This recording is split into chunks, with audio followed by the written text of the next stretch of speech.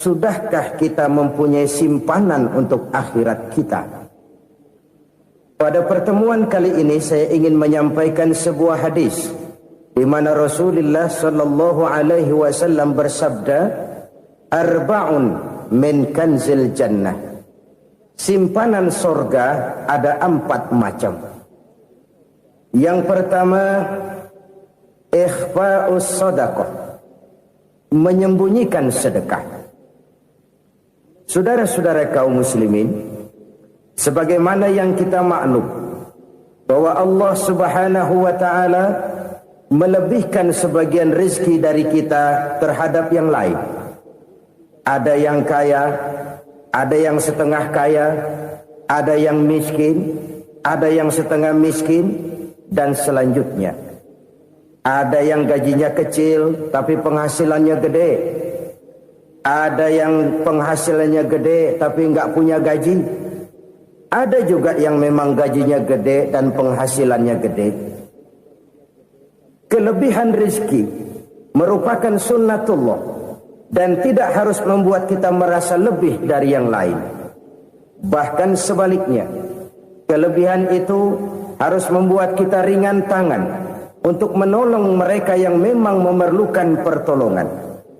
Kalau saudara diberikan ilmu, maka pertanyaan akhirat cuma satu: ilmumu kau amalkan untuk apa? Kalau saudara diberikan umur yang panjang, pengadilan akhirat juga bertanya satu: umurmu kau habiskan di mana? Tapi kalau saudara diberikan harta, pengadilan akhirat akan bertanya 2: hartamu kau dapat dari mana? Kau belanjakan kemana?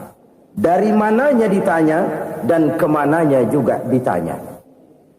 Oleh karena kita akan dimintakan pertanggungan jawab, maka amanah yang bernama harta ini harus kita gunakan dengan sebaik-baiknya. Ada penggunaan yang merupakan kewajiban, itu zakat namanya. Ada penggunaan yang sewaktu-waktu, itu infak namanya. Ada yang lebih sewaktu-waktu lagi, dan itu sedekah namanya.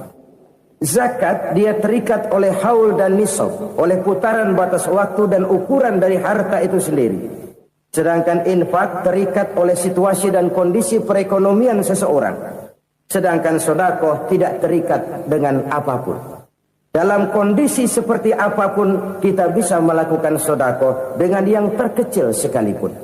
Sampai-sampai Rasulullah sallallahu alaihi wasallam mengajarkan, la tahqiranna minal ma'rufi syai'an walau an talqa akhaka biwajhin talik.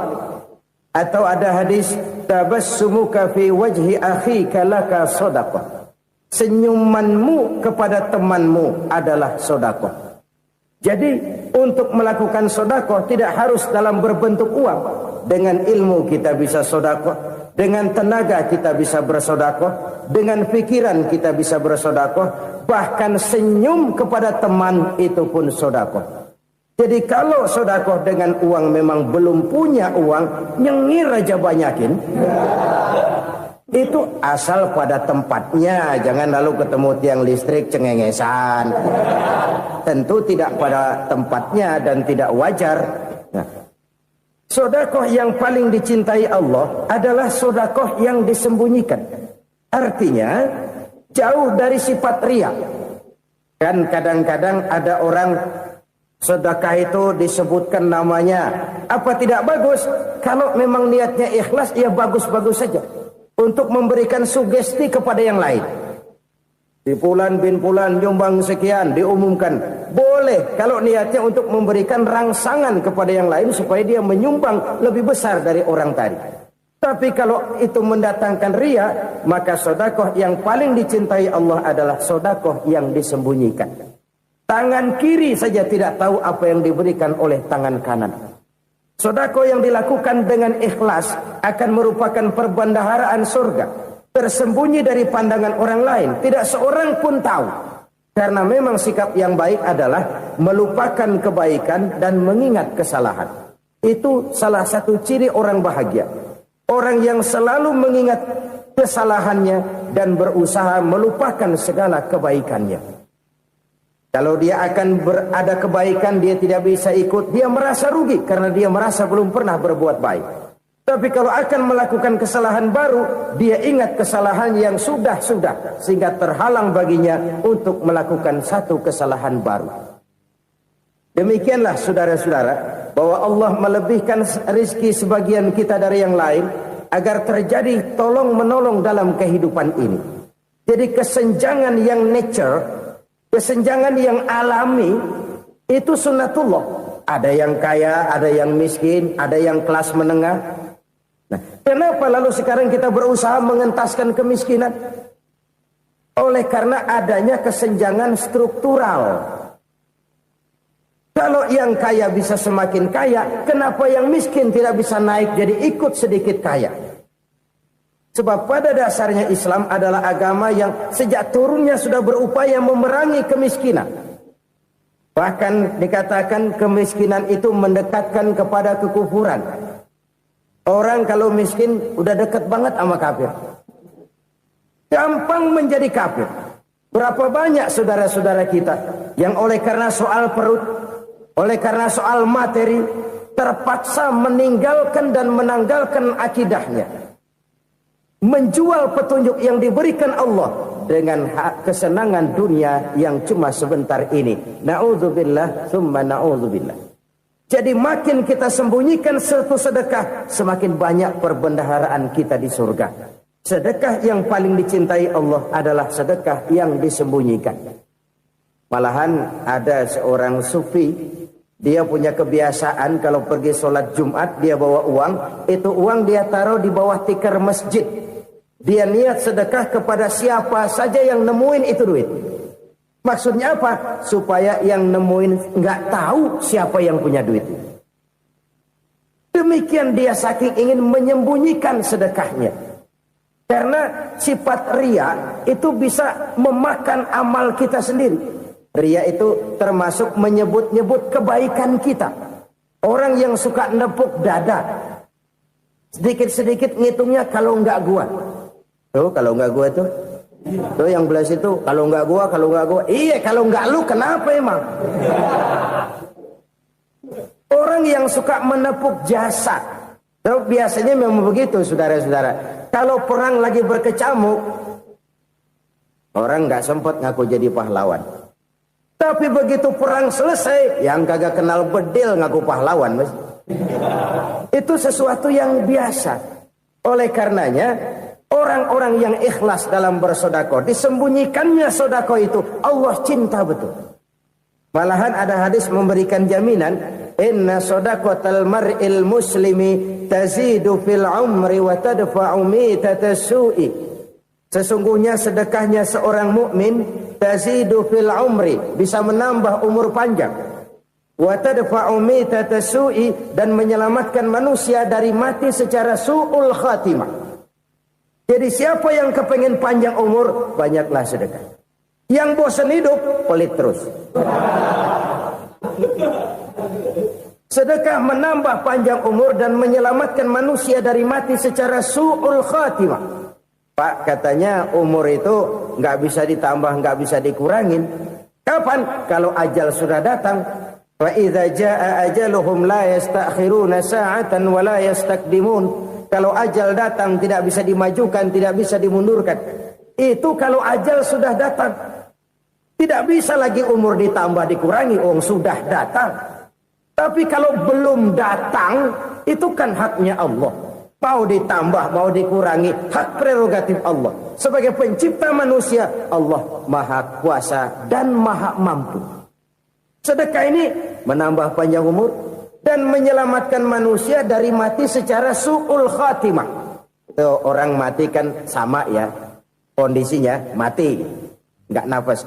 Tapi hakikat mati kan lain-lain. Ada yang mati itu husnul khatimah, baik akhirnya. Misalnya lagi ngaji mati, lagi sholat mati, lagi sedekah mati. Ini yang dinamakan dengan husnul khatimah, baik di akhirnya. Sebaliknya ada yang su'ul khatimah, jelek di akhirnya. Ini yang jadi catatan akhir. Lagi nyekek botol, mampus.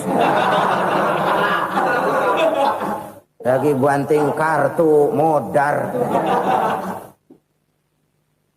Su'ul khatimah, jelek pada akhirnya. Sedekah menyelamatkan manusia dari mati secara su'ul khatimah. Dan kita semua kepengen mendapat husnul khatimah, jauh dari su'ul khatimah.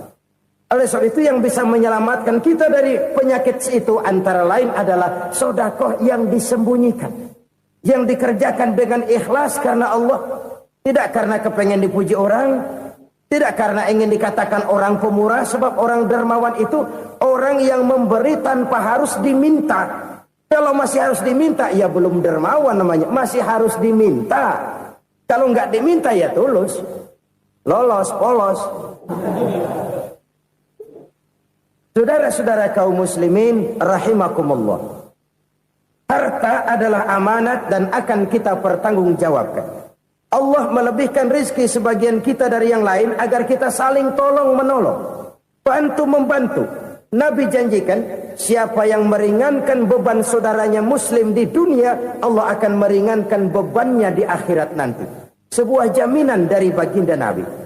Si orang yang kita bantu barangkali tidak bisa membalas, Allah yang akan membalas lewat jalan lain yang tidak pernah kita sangka-sangka. Ada orang tanya, Pak, ini ada orang nyumbang masjid sambil marah-marah, bagaimana? Saya bilang sumbangannya aja ambil, marahnya jangan. Marahnya jangan diambil, itu urusan dia. Saudara-saudara kaum muslimin rahimakumullah. Umat Islam ini kan umat yang punya potensi besar. Kadang kita merenung, kenapa kadang-kadang pembangunan masjid kok lambat sekali? Kalau hotel hari ini peletakan pertama, bulan depan peresmian. Supermarket hari ini peletakan batu pertama, minggu depan peresmian. Tapi kalau sudah yang namanya masjid, kadang-kadang peletakan batu pertama sekaligus jadi batu terakhir. 3 tahun, 4 tahun, campur nebar jalak di jalanan, duit dijaring kayak ikan sepat. Apa tidak ada orang Islam yang kaya? Banyak. Apa tidak ada pengusaha muslim yang jadi konglomerat? Ada. Lalu yang belum banyak itu yang komit terhadap nilai-nilai agamanya. Akhirnya kita jatuh jadi umat yang lemah. Belum ada pengusaha konglomerat muslim buka pabrik supermi cap beduk misalnya umpamanya atau pabrik kecap cap sorban supaya identitas keislamannya sedikit kelihatan. Kita jatuh jadi umat yang lemah karena potensi tidak terinventarisir dengan baik. Kita ini ibarat kompor yang cuma matengin nasi orang lain. Potensi kita dimanfaatkan oleh orang lain. Ukhuwah Islamiyah kita baru terbatas kepada silaturahmi. Ukhuwah di bidang ekonomi kita lemah. Ukhuwah di bidang kebudayaan kita lemah. Apalagi ukhuwah di bidang politik kita lebih rapuh lagi. Padahal ukhuwah itu adalah totalitas kehidupan manusia. Menyangkut ipolek sosbud. Memerlukan nilai-nilai ukhuwah. Jadi oleh karena itu mari kita menyadari. Di dalam harta kita, walaupun kita yang cari, pergi pagi, pulang sore, peras keringat, banting tulang, di sana ada harta anak yatim. Di sana ada hak masjid. Di sana ada hak pesantren. Di sana ada hak jihad. Berbahagialah seseorang apabila dia oleh Allah dijadikan keran. Keran itu menyimpan air, tapi tidak untuk dirinya, tapi disalurkannya kepada mereka yang memang memerlukannya. Saudara-saudara kaum muslimin rahimakumullah, ini yang pertama. Jadi perbendaharaan surga adalah menyembunyikan sedekah. Orang lain nggak tahu, kita pun nggak pernah ngitung-ngitung. Kita anggap lewat begitu saja, padahal itu deposit akhirat. Satu. Yang kedua, perbendaharaan surga itu apa? Wa kitmanul musibah, menyembunyikan kesulitan. Kadang orang takut menghadapi kesulitan. Tapi makin kita merenung, hidup ini kan sebenarnya urusan. Takut sama urusan ya jangan hidup. Tandanya orang hidup itu kalau punya urusan. Urusan melupakan problem. Problem sering menimbulkan kesulitan. Kesulitan bukan untuk ditakuti, tapi untuk diatasi dan dicarikan jalan keluarnya. Siapa sih orangnya yang gak pernah sulit-sulit? Makin tinggi status sosialnya, makin gede urusannya. Makin tinggi kualitas imannya, makin berat tingkat kesulitannya. Cuma memang yang namanya enak itu seperti pelangi. Biang lala itu nggak pernah di atas kepala kita, di atas kepala orang melulu. Lo sih enak lo, kata kita. Dia juga bilang yang enak kan lo. Pelangi itu nggak pernah di atas kepala kita. Kata tukang beca, aduh enak ya naik Mercy. Kata tukang beca, apa yang di dalam mobil Mercy? Aduh enak bener tukang beca, di jok ngeringkuk ngorok pules bener. Saya kamar pakai AC sejuk, tempat tidur sutra empuk, alga spring bed, kulak kulik nggak bisa pules kalau belum minum Valium, belum tidur. Enak bener tukang beca, di jok ngorok nggak tahu wetan kulon. Si tukang beca bilang yang di Mercy enak, yang di Mercy bilang tukang beca enak. Inilah enak. Nggak pernah di atas kepala kita, di atas kepala orang lain melulu enak itu. Nah, saudara-saudara, yang merupakan perbendaharaan surga itu orang yang bisa menyembunyikan kesulitan, baik pribadi ataupun rumah tangga. Nih terutama rumah tangga yang jadi soal nih. Kadang-kadang kita ini kalau senang, sebaliknya kalau senang kita diam, kalem aja, cuek. Banyak banget duit kita bawaan, diam aja udah. Malah ketemu orang takut. Tapi begitu susah, sekampung tahu. Padahal Nabi mengajarkan perbendaharaan surga itu menyembunyikan musibah, menyembunyikan kesulitan. Kalau enak, cerita sama orang-orang. Kalau nggak enak, rasain sendiri, tekan sendiri, atasin sendiri. Kita kan sebaliknya. Senang kita diam, asal lagi susah, paling tidak kita nyari teman buat cerita kesusahan. Siapa orangnya yang nggak pernah susah? Cuma soalnya bagaimana kita mengatasi kesusahan itu sendiri. Begitu juga misalnya kalau orang sudah berumah tangga, itu orang tuanya harus menjadi tempat dia cerita yang enak-enak saja. Yang nggak enak rasain berdua, selesaikan berdua, atasin berdua. Jangan dibalik.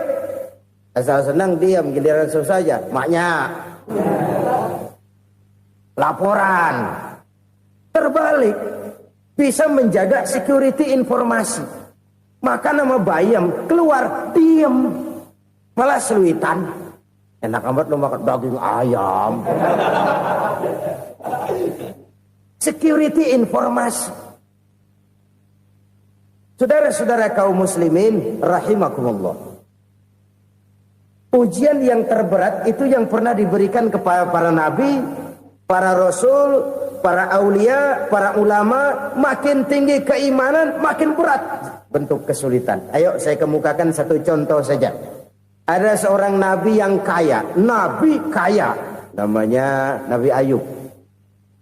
Iblis kalau orang begini kan keki, ibadahnya rajin, kaya. Nih yang kayak begini susah digodain.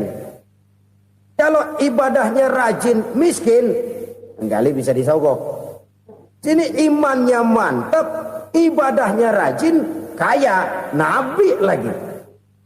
Oh, tapi namanya iblis nggak kurang akal. Laporan, Tuhan, kenapa Les?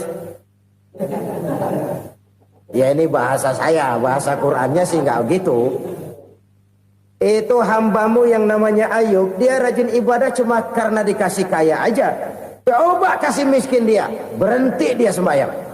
Ah, kamu bisa aja. Saya tahu Ayub itu hambaku yang ikhlas. Saya buktiin Tuhan, silahkan. Dibuktiinlah, iblis turun ke alam ini. Yang mula-mula dia lakukan, dia rusak sawah ladang Nabi Ayub. Dia binasakan binatang ternak Nabi Ayub. Sehingga dalam waktu singkat, jatuhlah Nabi Ayub dari orang paling kaya jadi orang paling miskin. Beliau masih ibadah di mihrab dalam masjid. Datang iblis. Saudara Ayub, ya, lagi ngapain? Ibadah. Nyembah Allah, nyembah Allah. Oh, percuma. Kenapa?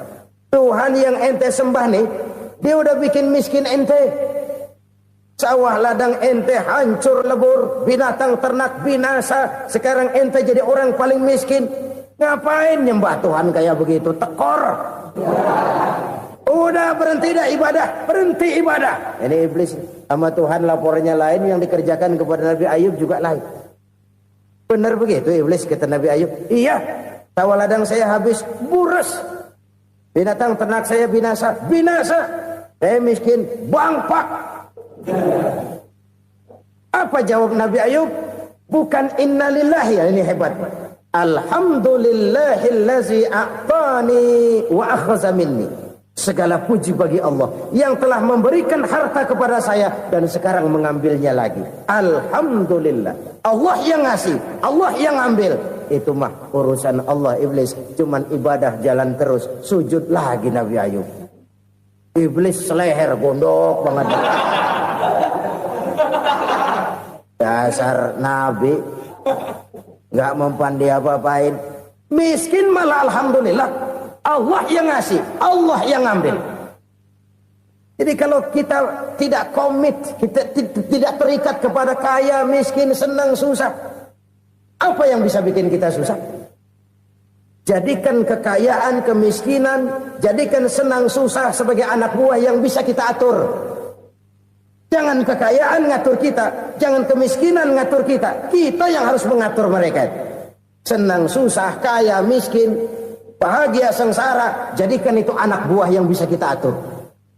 Kalau sekarang kita kaya, lain saat boleh jadi kita miskin, semiskin-miskinnya. Allah yang ngasih, Allah yang ambil.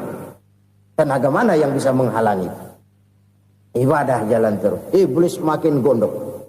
Dasar Nabi loh. Akhirnya apa? Nabi Ayub dikerjain, diberikan penyakit. Demikian fatal penyakitnya. Bayangin, udah miskin sakit. Masya Allah. Miskin sakit. Sakitnya nggak lama, kira-kira 16 tahun. Istrinya 3, 2 mental minta ceraiin. Ngerawatin laki bengek begini. Senang belum tentu, susah udah pasti nih. Cerai aja, cerai dah. Cerai. Tinggal satu Siti Rahmah yang setia menemani beliau. Sesetia-setianya hati perempuan. Satu saat Siti Rahmah bilang, "Bang, iya, abang kan Nabi, Bang. Lalu, namanya Nabi kan doanya jarang meleset, Bang. Maksud kamu minta kenapa sih sama Tuhan biar abang sembuh, baik dah, Bang?" Siti Rahmah, iya. Saya sakit berapa tahun sih dah? 16 tahun, Bang. Sebelum ini saya sehat berapa tahun? Ya kira-kira 60 tahun, Bang. Nah, coba ente banding-bandingin, Rahmah. Saya dikasih sehat 60 tahun. Dikasih sakit 16 tahun. Sudah nggak sabar mau doa kepada Allah minta sembuh. Saya malu kepada Allah. Diuji dengan yang luar biasa seperti ini, tidak mengganggu stabilitas kehambaannya. Dia tetap menghamba kepada Allah Subhanahu wa ta'ala. Saudara-saudara kaum muslimin rahimakumullah. Kunci menghadapi kesulitan itu apa? Allah jelaskan dalam satu ayat, wa basyiris sabirin alladzina iza asabathum musibah qalu inna lillahi wa inna ilaihi raji'un. Gembirakan orang-orang yang sabar. Siapa mereka itu? Yang apabila mendapat musibah mereka kembali kepada keyakinan dasar. Segalanya dari Allah dan segalanya akan kembali kepada Allah. Ini konsepsi dasar dari sikap muslim dalam menghadapi berbagai kesulitan. Segalanya dari Allah, segalanya akan kembali kepada Allah. Kalau ini sudah kondisi dasarnya, maka kita akan lapang menghadapi kenyataan bagaimanapun pahitnya. Apakah itu namanya miskin, apakah itu namanya sakit, bahkan maut sekalipun. Segalanya dari Allah, segalanya akan kembali kepada Allah. Ini sikap hidup, bukan sekedar ucapan. Kita kadang-kadang menjadikannya sebagai ucapan. Mulutnya sehingga berhenti, innalillahi wa inna ilaihi raji'un, tapi nangisnya terus gerung-gerungan. Bukan itu, ini kesadaran moral. Kalau segalanya dari Allah, segalanya kembali kepada Allah, kan sebenarnya cuma nunggu giliran. Hari ini saya nyembayangin dia, entah hari apa saya disembayangin orang. Hari ini saya antar dia ke kubur, entah hari apa orang nganterin saya ke kubur. Hari ini saya tahlilkan dia, entah nanti kapan orang tahlilkan saya. Segalanya dari Allah, segalanya akan kembali juga kepada Allah. Oleh sebab itu saudara-saudara, kesulitan bukan untuk ditakuti. Kesulitan justru untuk diatasi, dicarikan jalan keluarnya. Dan tidak ada orang yang tidak pernah mendapat kesulitan. Tidak ada. Semakin tinggi status sosial, semakin tinggi kualitas keimanan, semakin besar juga tingkat kesulitan. Hanya saja bagaimana cara kita mengatasinya. Dan Al-Quran menyatakan, inna ma'al usri yusra. Di balik kesulitan itu pasti ada kemudahan. Roda itu berputar. Karena itu Rasulullah sallallahu alaihi wasallam mengingatkan kepada kita, ta'arraf ila Allah fir rakha ya'rifka fis syiddah. Ingatlah kepada Allah di waktu kamu senang, supaya Allah ingat kepada kamu di waktu kamu susah. Kalau waktu senang kita ingat kepada Allah, kita susah, Allah tidak akan meninggalkan kita. Tapi kalau waktu senang kita jauh dari Allah, sujud tidak sempat, dengan masjid jauh, ketika senang kita lupakan Allah. Nanti begitu kita susah, Allah lupakan kita. Dan itu menyakitkan. Oleh karena itu orang-orang tua kita dulu bilang, kalau lagi sehat ingat-ingat lu bakal sakit nanti. Kalau lagi kaya ingat-ingat satu saat kita bakal jatuh miskin. Bahkan kalau lagi muda ingat-ingat kita bakal tua. Dan yang terpenting kalau lagi hidup ingat-ingat kita bakal mati. Saudara-saudara kaum muslimin rahimakumullah. Jadi yang kedua yang merupakan perbendaharaan surga, menyembunyikan musibah. Saudara-saudara kaum muslimin rahimakumullah. Hal ketiga yang merupakan perbendaharaan surga adalah wasilatur rahmi. Orang yang suka bersilaturahmi. Sebagaimana yang kita maklum bahwa manusia adalah makhluk yang disebut zon politika. Makhluk sosial yang tidak mungkin hidup sendiri-sendiri. Betapa dan siapapun kita memerlukan orang lain. Bodoh betul manusia kalau tinggal di tengah masyarakat tapi tidak mau bermasyarakat. Merasa hebat sendiri, pintar sendiri, gagah sendiri, kaya sendiri. Mungkin kalau mati juga ngubur sendiri. Jangankan kita di sini, di sorga saja Nabi Adam waktu sendirian bengong melulu, mondar mandir. Allah tegur dam sepi dam. Ya ini kalau bahasa saya. Iya Tuhan sepi ini nggak ada coret-corekan pisan ini. Diciptakan Siti Hawa baru anteng Nabi Adam. Itu di surga. Cobalah. Umpamanya saudara tinggal di Jakarta nih. Kayak bener. Apaan aja di Jakarta punya saudara dah. Jembatan Semanggi ambil. Monas buntel bawa pulang. Hotel-hotel ambil semua. Cuman tinggal di Jakarta sendirian, apa enaknya? Betapa dan siapapun kita perlu orang lain. Tidak ada seorang pun yang bisa memenuhi kebutuhan hidupnya secara sendiri-sendiri. Nah, Islam telah menyelamatkan manusia dari ras diskriminasi. Mengikat manusia dengan persaudaraan yang berlandaskan kepada akidah. Karena itu dianjurkan bersilaturahmi. Bahkan Nabi menyatakan, man arada ayyubsata lahu fi rizqihi wa yunsa'a fi atharihi falyasil rahimah. Siapa yang kepengen diluaskan rezekinya dan dipanjangkan usianya, banyaklah ia bersilaturahmi. Siapa yang kepengen dimudahkan rezekinya, hendaknya ia banyak bersilaturahmi. Kalau banyak teman, kesulitan kan paling tidak ada tempat cerita. Udah susah, sendirian kita pikirin diri, nggak ada tempat tukar pikiran. Cepet banget sama bengek. Dilawan sendiri. Nah, secara makro kita bisa berkata, tidak mungkin ada kemenangan kalau tidak ada kekuatan. Tidak ada kekuatan kalau tidak ada kesatuan dan persatuan. Tidak mungkin ada kesatuan dan persatuan tanpa semangat silaturahmi. Kalau umat Islam mau menang, dia harus kuat. Kalau umat Islam mau kuat, dia harus bersatu. Kalau umat Islam mau bersatu, dia harus membudayakan silaturahmi ini. Bahkan sampai-sampai kata Nabi, kalau bisa cari nilai tambah. Apa? Silman qata'ak. Bersilaturahmilah kau kepada orang yang marah denganmu. Masya Allah, indahnya ajaran agama kita. Orang yang marah pun kepada kita, kata Nabi, kalau bisa bersilaturahmilah kepadanya, kepada orang yang marah itu. Di situ nilai tambah.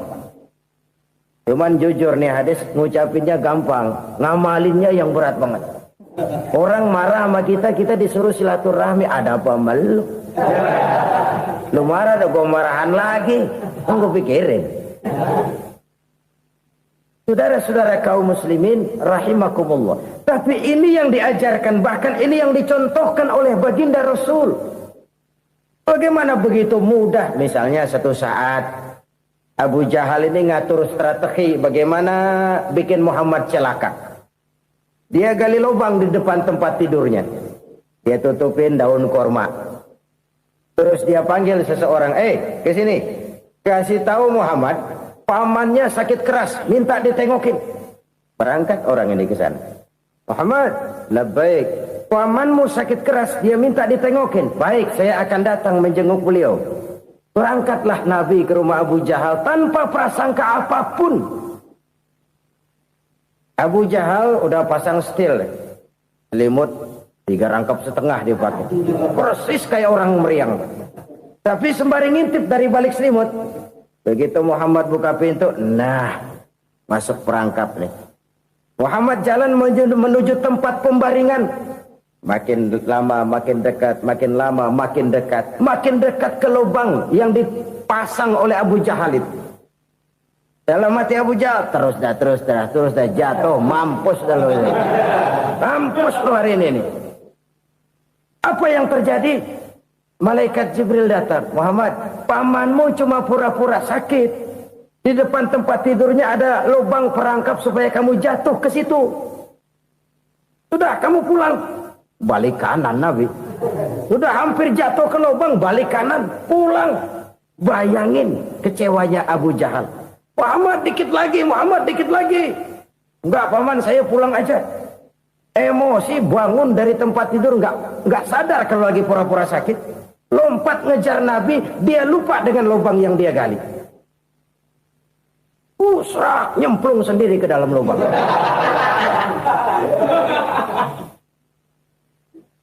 Nabi terus berlalu. Ini terjadi keanehan. Jatuh ke lubang yang dia gali itu sebenarnya nggak terlalu dalam ya. Antara 3-4 meteran lah. Tolong saya jatuh ke lubang ini. Datanglah pelayan-pelayannya itu. Angkat saya dari sini. Oh, yang ngulurin tambang. Satu gulung, belum juga nyampe itu tambang. Kurang, beli lagi ke warung. Sambung, ulur lagi. Nggak juga bisa sampai. Wah, ini kerjaan Muhammad ini. Tolong, siapa salah seorang kamu ke rumah Muhammad? Kasih tahu, encangnya kecebur. Minta ditolongin. Sampaikan kepada Rasul. Kenapa? Pamanmu jatuh ke lubang, Muhammad minta tolong diangkatin. Tambang udah nyambung-nyambung, nggak nyampe juga. Ya, nanti saya datang, saya tolong. Coba. Nyata-nyata orang berniat jahat mau mencelakakan dia. Datang dia menolong. Ini yang disebut air tuba dibalas air susu ya ini. Bukan sebaliknya. Air tuba dibalas air susu. Paman, kecebur ya? Iya Muhammad, tolong ini. Pegang tangan saya. Nabi ulurkan tangannya. Nyampe. Dipegang oleh Abu Jahal. Diangkat ke atas.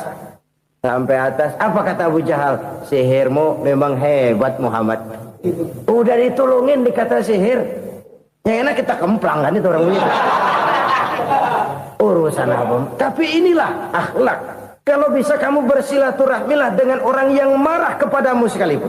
Orang marah kita tetap baik. So, kalau kita berbuat baik sama orang yang memang baik, rasanya sih biasa-biasa aja. Orang baik kita baik lagi, ya draw aja, belum ada nilai tambah di situ.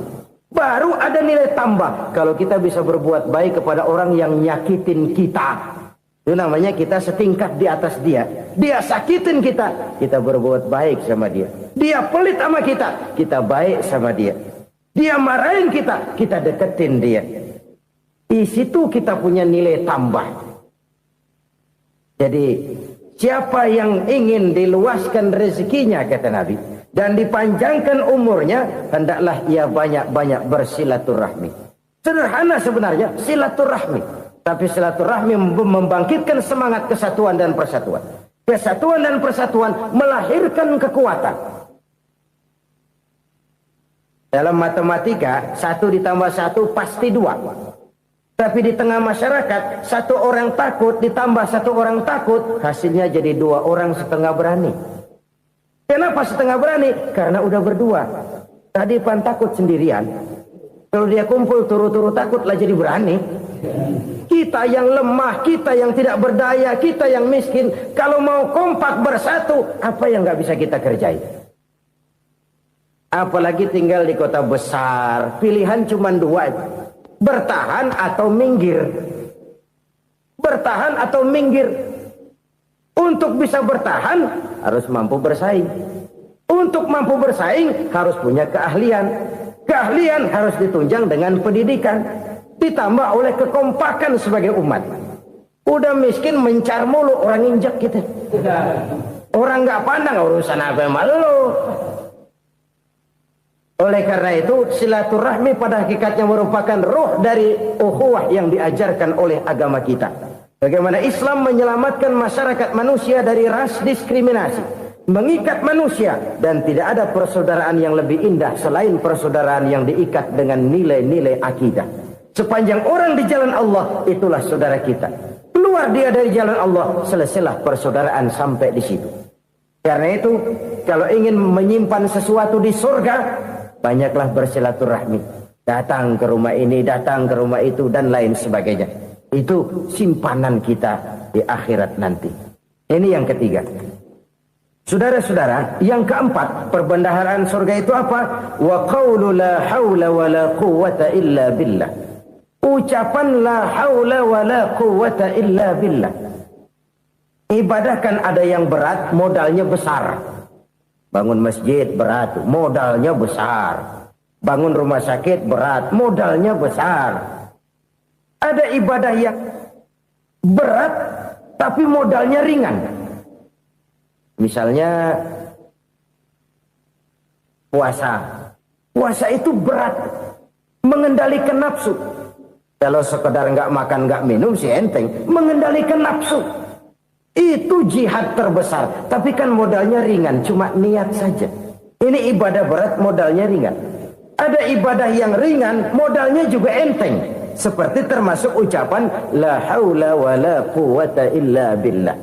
Tanpa sadar, la haula wa la quwwata illa billah. Nyelengin tuh di surga. Nyelengin, kita nggak terasa. Nyelengin simpenan akhirat. La haula wa la quwwata illa billah. Nyimpan lagi. Kaget. La haula wa la quwwata illa billah. Nyimpan lagi. Banyak simpenan. Walaupun sebenarnya yang dimaksud di sini adalah kesadaran batin. Bahwa tidak ada daya dan kekuatan kecuali Allah. Itu intinya.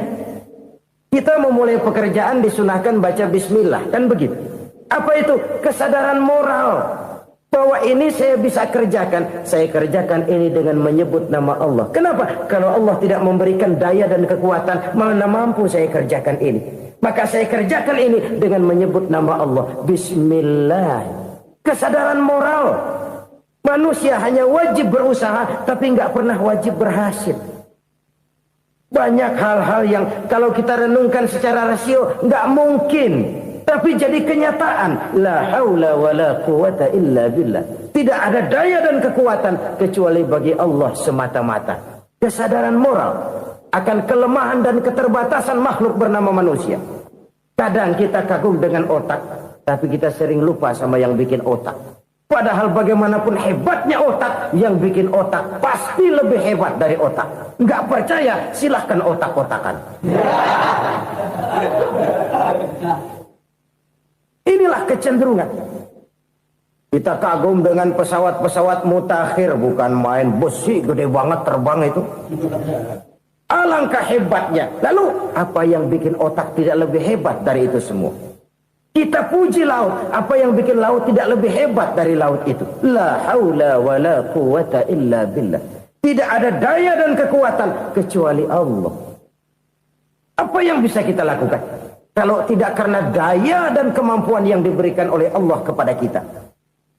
Lahirlah sikap tawadu, rendah hati, tidak melonjak menjadi angkuh dan sombong, sadar akan kelemahan dan keterbatasan diri sebagai makhluk yang diciptakan oleh Allah Subhanahu wa taala. Jadi satu sisi ini ucapan yang berpahala, la haula, jadi wiridan. Pada sisi lain ini kesadaran moral, sikap mental, kesadaran batin bahwa yang punya daya dan kekuatan itu cuma Allah. Kita nggak pantas untuk sombong, sebab sombong itu pakaiannya Allah. Kita nggak sedang pakai pakaian Allah, kegedean. Dan makin kita renungi, makin terbentur. Apa sih yang bisa kita sombongin? Kita mau sombong apa? Kaya, pintar, itu kan semua relatif. Di atas langit masih ada langit lagi. Jadi oleh karenanya, marilah kita menyadari, manusia hanya wajib berusaha, tapi tidak pernah wajib berhasil. Yang berusaha saja tidak wajib berhasil, apalagi yang tidak berusaha. Islam bukan agama orang pemalas yang selesai sholat lalu endelohom, nggelenggem ayem-ayem. Tapi Islam bukan agama orang sombong yang setelah berusaha lalu tidak memerlukan Allah. Kita bisa saja bikin proyeksi, tahun sekian kita bakal panen besar menurut perhitungan otak. Tapi ada kejadian lain. Apa? Tikus ngambek. Habis itu dimakanin tikus, panen gagal. Proyeksi rasional gagal oleh tikus-tikus yang ngambek itu. Bisa saja terjadi. Tahun depan kita panen besar, urung. Kenapa? Musim panas panjang. Dan sekarang ini koran-koran bikin berita musim mengalami penyelewengan. Bukan cuma manusia yang nyeleweng sekarang. Musim pakai nyeleweng. Mestinya kan musim hujan udah selesai, masih hujan-hujan juga. Musim. Nah sekarang kita boleh bikin proyeksi, kita bakal panen besar. Tahu-tahu musim panas panjang, sawah retak, air kering. Cari teknokrat yang paling botak, suruh pendekin tuh musim panas. La haula wa la quwata illa billah. Inilah kesadaran moral. Saudara, saya teringat satu saat ada seorang konglomerat. Umurnya ya kira-kira 70-an. Satu saat dia ditanya oleh wartawan, "Pak, umur Bapak berapa sih?" "Ya paling 10 tahun." 10 tahun? 10 tahun? Anak Bapak berapa orang? Satu. Satu saja? Satu. Harta Bapak berapa? Ya paling-paling bangsa 7 juta kali. 7 juta? Iya. Pak, kenapa Bapak bohongi saya? Bapak punya buku biografi. Koran-koran, majalah-majalah banyak memuat cerita riwayat hidup Bapak. Saya tahu umur Bapak 70. Kenapa bilang cuma 7 tahun? Saya tahu anak Bapak 8. Kenapa cuma bilang 1? Saya tahu harta Bapak miliaran, mungkin triliunan. Pabrik di mana-mana, bank di mana-mana. Kenapa bilang uang Bapak cuma 7 juta? Nah, kata si konglomerat tadi, kamu benar nak, kamu benar. Umur saya kalau jumlahnya memang 70 nak. Cuman ingat-ingat saya, baru 7 tahun terakhir ini saya sujud. Baru 7 tahun terakhir ini saya berusaha dekat dengan Allah. Saya laksanakan perintahnya, saya jauhi larangannya. 7 tahun inilah rasanya yang ada nilainya di hadapan Allah. Yang 63 tahun matong, kelabu, kelem umur gue. Habis untuk maksiat, untuk munkarat. Maka ketika ditanya tadi, umur saya 7 tahun itu. Oh begitu Pak. Oh iya. Lalu anak Pak. Anak Bapak kan 8. Kenapa bilang cuma 1?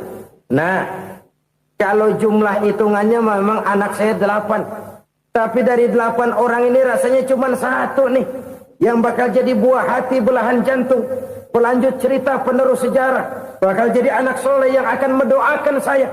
Cuma satu rasanya anak saya ini yang bakal jadi buah hati saya, besar-besaran saya, yang akan mendoakan di kubur saya, yang akan mendoakan di akhirat saya.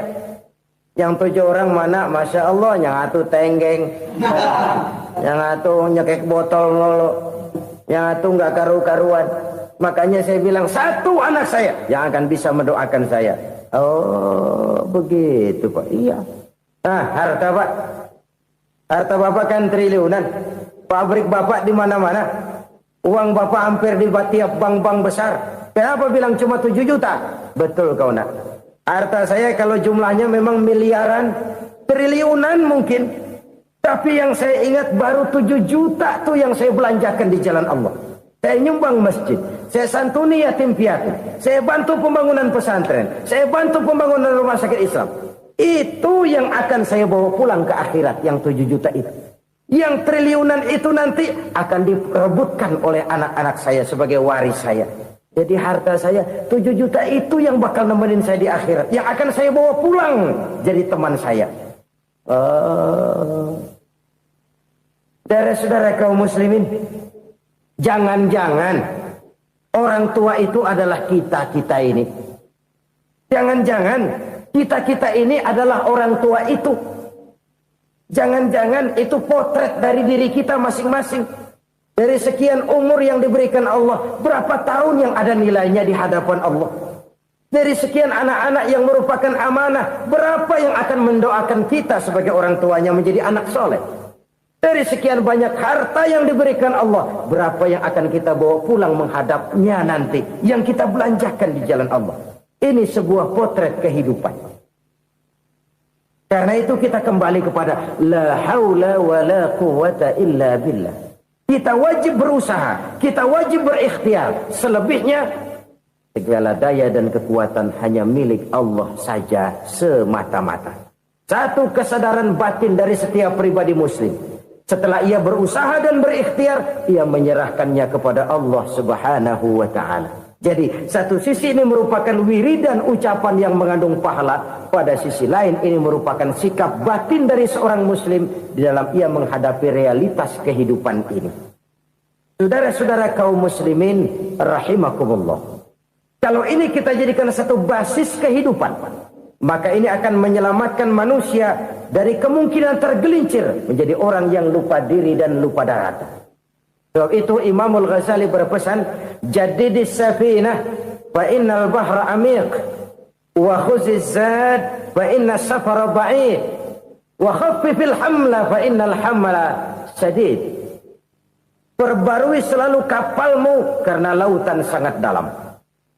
Bawa bekal yang banyak karena perjalanan ini sangat jauh. Ringankan beban karena kebanyakan beban akan menyakitkan. Alangkah indah kalimat ini, alangkah dalam makna yang terkandung di sana. Perbarui selalu kapalmu karena lautan sangat dalam. Apa artinya ini? Jaga mentalmu baik-baik. Pelihara imanmu baik-baik karena hidup penuh cobaan seperti lautan. Kita kalau berlayar di lautan kan kadang-kadang tenang, angin bertiup sepoi-sepoi basah. Jika malam datang, bintang gemintang bertabur menghias cakrawala. Rembulan memantulkan sinarnya dengan indah. Dalam keadaan begitu berlayar enak. Tapi lain saat ombak menggunung, halilintar menyambar, angin topan bertiup. Berapa banyak sudah saudara-saudara kita yang tenggelam di lautan dunia tanpa sadar bahwa dia belum sampai kepada pantai yang akan dituju. Berapa banyak sudah saudara-saudara kita yang tenggelam di lautan dunia ini tanpa sempat bangkit lagi. Dia menyangka sudah sampai kepada tujuannya. Hati-hati kapal jangan sampai bocor karena lautan sangat dalam. Iman ini jaga baik-baik karena hidup penuh dengan ujian. Wa khuzizat fa inna safara ba'id. Bawa bekal yang banyak karena perjalanan sangat jauh. Saudara mau ke Bandung, bawa duit. Saudara mau ke Surabaya, banyakkan lagi duitnya. Saudara mau ke Mekah, gepokan, iketan tuh duit, nggak lembaran lagi. Makin jauh perjalanan, makin banyak bekal yang harus kita bawa. Kalau saudara dari Jakarta mau ke Surabaya, kagak bawa duit berangkat juga, itu sih bukan berani namanya, nekat.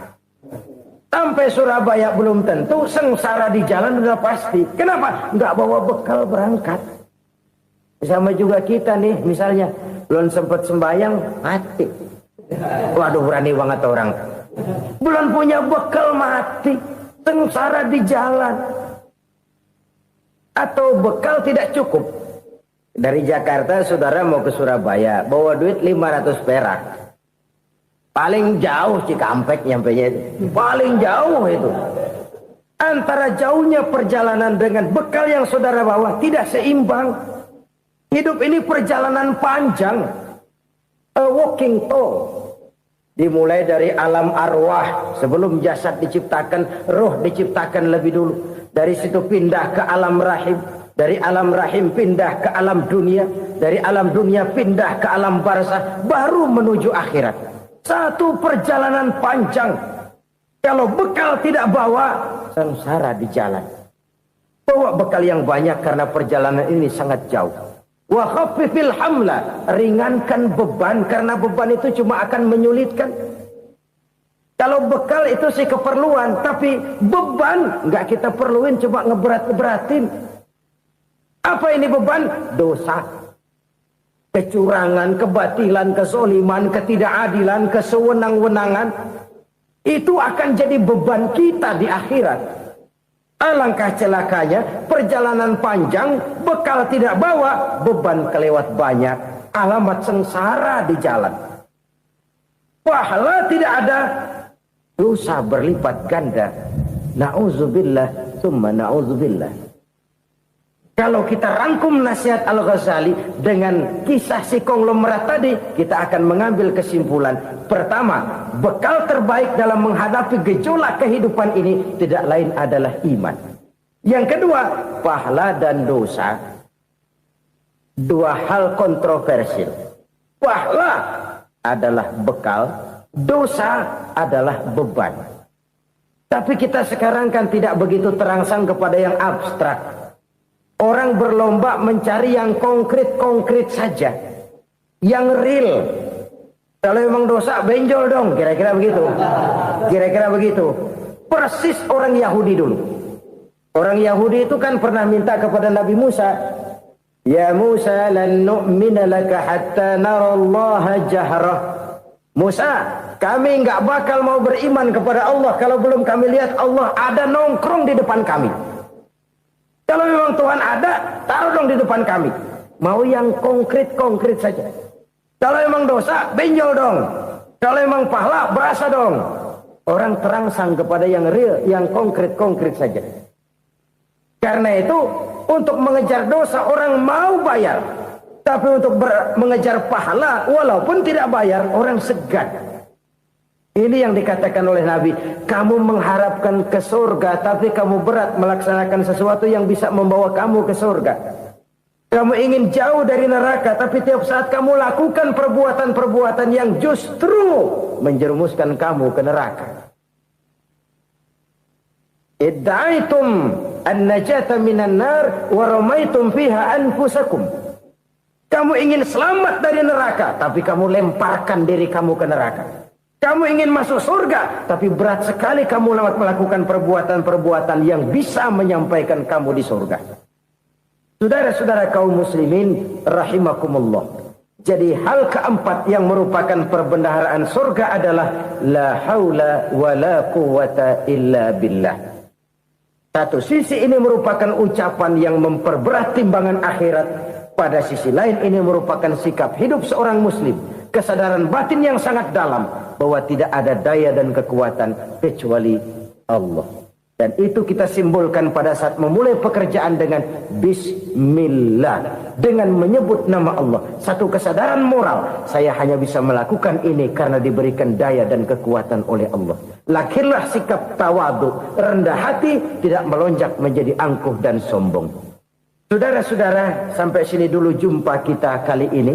Semoga 4 perbendaharaan surga ini dapat kita lakukan, yang kelak akan merupakan bekal kita di kemudian hari nanti.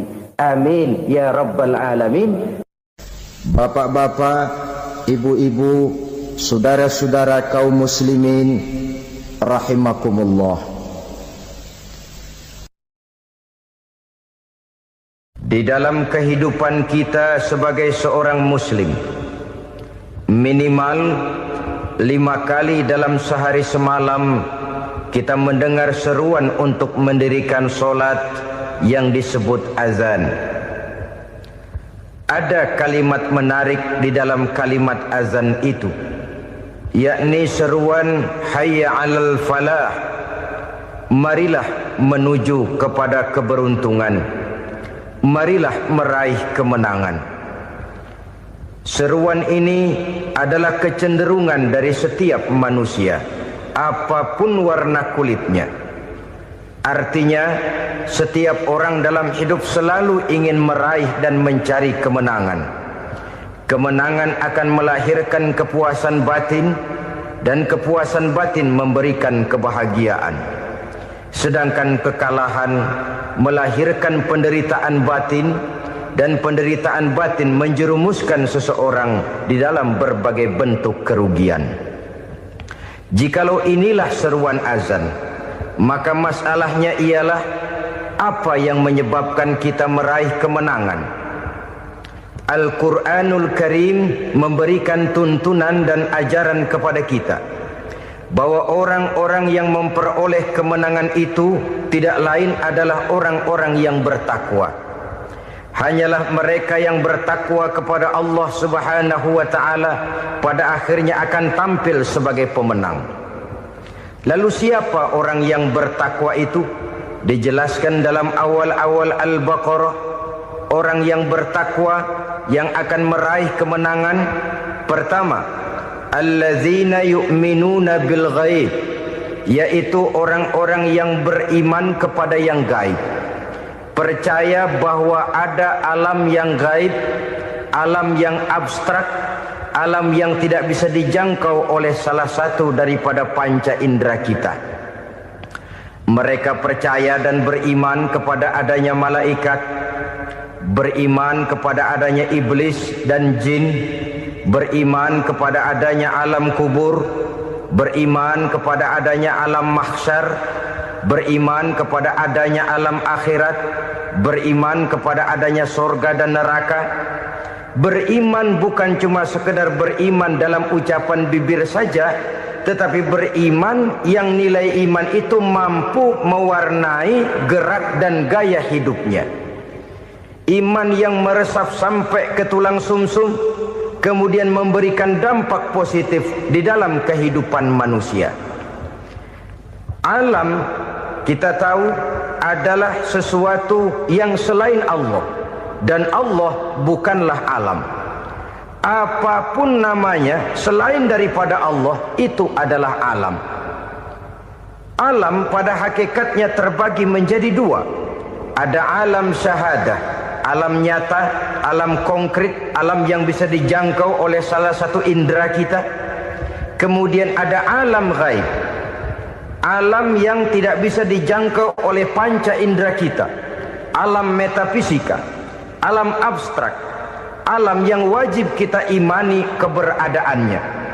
Kita percaya bahwa malaikat itu ada, kita percaya kepada jin, bahwa jin itu ada, kita percaya kepada adanya iblis dan setan. Bukan percaya kepada iblis dan setannya, percaya bahwa iblis dan setan itu ada. Itu termasuk salah satu daripada sifat orang yang bertakwa kepada Allah. Saudara-saudara kaum muslimin rahimakumullah, kecenderungan pembangunan yang lebih bersifat materialistis biasanya menggeser aspek kehidupan rohani. Orang berpikir empiri, dan dalam pola pikir yang demikian, maka alam gaib tidak lagi mendapat perhatian. Aspek kehidupan yang bersifat rohaniah malah mulai ditinggalkan. Akibatnya terjadilah kepincangan di dalam kehidupan kita. Pernah ada satu pengalaman pribadi dalam perjalanan kembali ke tanah air. Dalam pesawat di sebelah kanan saya duduklah seorang Jerman, namanya Heiner Simonsen.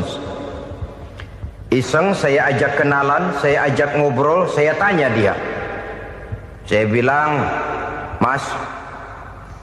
Mas Heiner ini,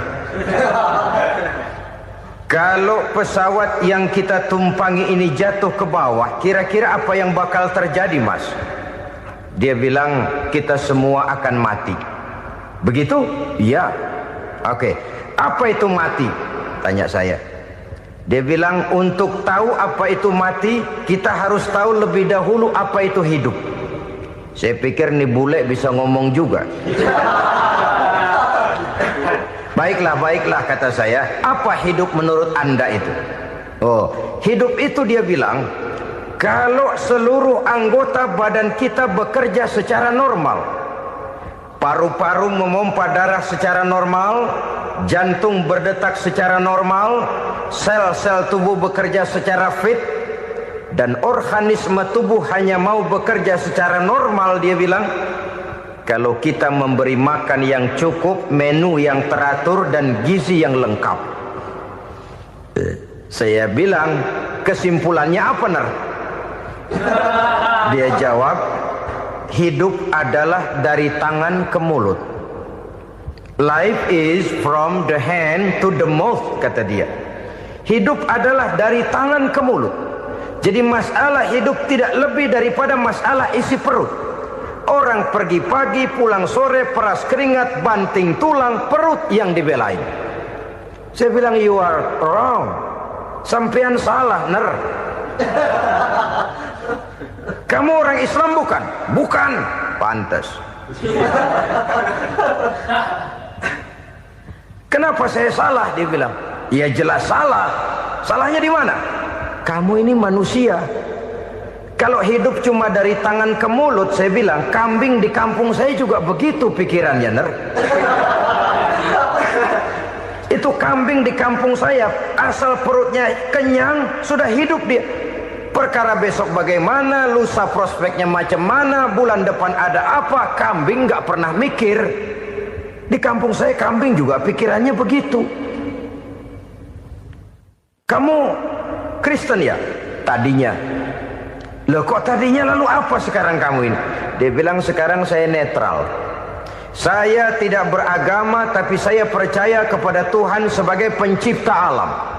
Saya ingat benar dia bilang, I haven't any religious, but I believe to God as the creator of the world. Kenapa bisa netral begitu, Ner? Habis saya bingung katanya.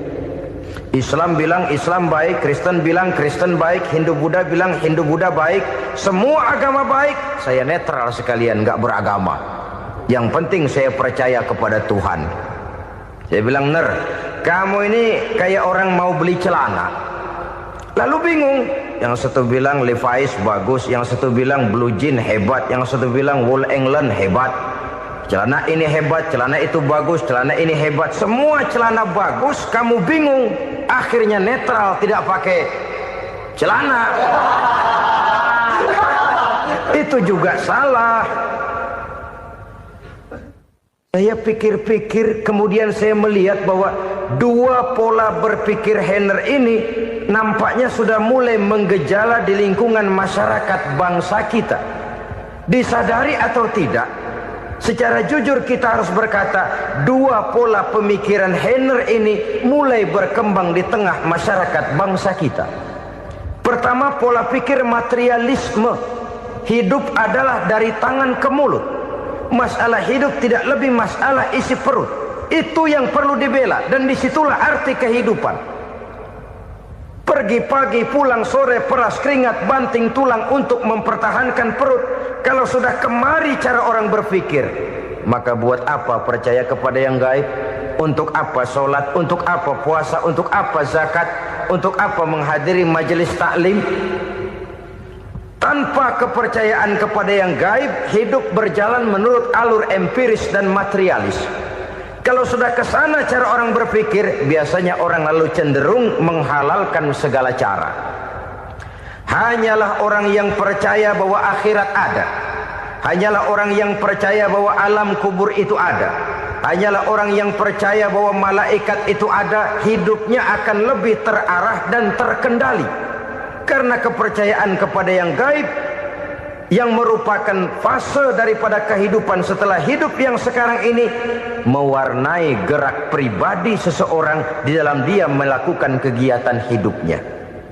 Pola berpikir materialisme, disadari atau tidak, mulai menggejala di lingkungan masyarakat bangsa kita. Hidup tidak lebih dari urusan tangan ke mulut, mulut ke tangan, tangan ke mulut. Asal perut sudah kenyang, hiduplah sudah. Perkara bagaimana prospek hari yang akan datang, bagaimana akhirat, tidak jadi persoalan. Ini yang oleh Nabi diperingatkan, ad-dunya sijnul mu'min wa jannatul kafir. Dunia adalah penjara bagi orang beriman dan surga bagi orang kafir.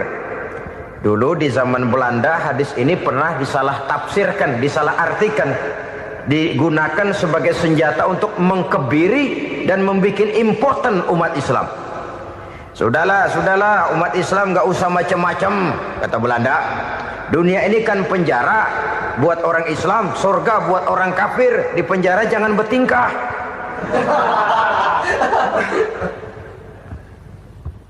Pengertiannya tidak begitu.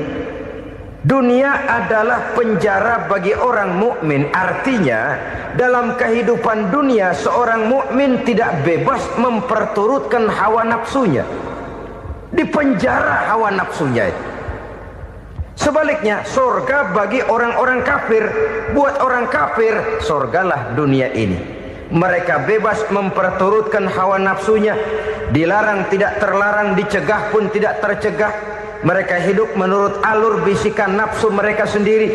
Kemudian bila ajal datang, maut merenggut nyawa, selesailah surganya sampai di situ. Maka bagi orang-orang yang tidak percaya kepada adanya akhirat, kepada adanya alam gaib, surganya sebatas umurnya. Sekali lagi, surganya sebatas umurnya. Bila umur selesai, ajal pun datang merenggut nyawa, selesailah sudah surganya sampai di situ. Alangkah pendeknya perjalanan orang-orang yang tidak percaya kepada alam gaib ini. Bagi kita mukmin, jikalau kita mampu memenjarakan hawa nafsu, kita bisa bahagia di dunia ini. Dan Islam memang tidak menyuruh kita sengsara di dunia. Raih dunia, kejar dunia, gapai dunia sebagai alat untuk mencapai kebahagiaan di akhirat nanti. Hidup adalah satu perjalanan panjang yang terbentang sejak kita terlahir dari alam rahim sampai kepada alam akhirat nanti. Andai kata kita gagal meraih kebahagiaan di dunia, toh kita masih punya akhirat. Tapi jangan jadi dalil yang melemahkan semangat. Biarin dah kita di dunia kebelangsak, yang penting akhirat. Akhirnya dunia benar-benar kebelangsak.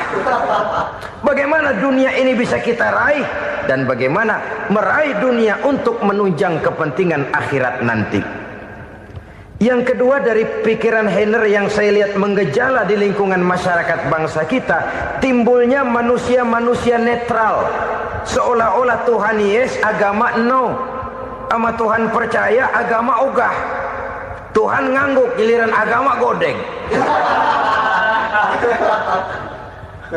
Padahal hampir dalam setiap ayat dalam Quran, kata-kata amanu biasanya bergandeng dengan wa amilus sholihat. Iman dan amal soleh. Ini sebagai isyarat Tuhan dan agama jangan pernah dipisah-pisah. Apabila kita bertuhan, maka kita harus beragama. Apabila kita beragama, maka agama itu harus bersumberkan dari Tuhan yang kita imani itu. Tidak mungkin kita pisah, Tuhan yes, agama no. Sama Tuhan percaya tapi agama bikin sendiri. Sembayangnya cukup bengong 2 jam madep ngulon.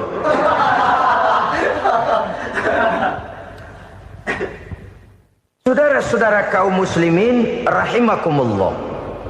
Jadi dengan demikian, agama yang kita akui merupakan unsur mutlak di dalam pembangunan sekarang ini, merupakan bagian dari kehidupan yang menuntun kita bahwa di balik alam nyata ini, di balik alam syahadah ini ada alam gaib. Dan mudabbir, murabbi, yang mengatur, yang menguasai, yang memelihara baik dia alam nyata, baik dia alam gaib, tidak lain adalah Allah Subhanahu wa ta'ala. Di sana ada satu super power, satu maha kekuatan yang kita perlu bersandar kepadanya. Sebagai makhluk nyata yang hidup di alam nyata, berbuatlah secara nyata sebagaimana harusnya kita berbuat. Karena Islam jelas bukan agamanya orang pemalas. Islam jelas bukan agamanya orang yang mengajarkan setelah selesai sholat boleh duduk, nggelenggem ayam-ayam, ndelohom, menghitung bintang di langit sambil menunggu keajaiban. Tidak. Islam adalah agama yang mengajarkan apabila sholat sudah selesai kamu kerjakan, bertebaranlah di permukaan bumi, cari karunia Tuhanmu. Jangan hidup berpangku tangan menunggu keajaiban. Karena hidup bukan undian. Jangan berharap untung besar tanpa mau peras keringat. Tapi di sebalik itu toh kita juga harus yakin bahwa di sisi usaha nyata yang kita lakukan ada satu super power, satu maha kekuatan gaib yang menentukan berhasil dan tidaknya usaha kita. Kepercayaan kepada hal semacam inilah yang mendorong kita untuk mempunyai sandaran vertikal, agar jikalau usaha ini berhasil, kita tidak lupa diri dan lupa daratan. Jikalau usaha ini gagal, kita tidak putus asa dan buruk sangka, tidak cupik pandangan dan sempit hati, tapi mampu melihat persoalan dengan kacamata putih sambil husnuzon kepada Allah Subhanahu wa ta'ala. Kita percaya malaikat itu ada. Ada yang namanya raqib dan atid, mengawasi gerak hidup kita sampai kepada gerak hati kita. Ini memberikan sugesti agar kita berhati-hati. Tidak sejengkal tanah pun kita bisa berlindung dari pengawasan raqib dan atid.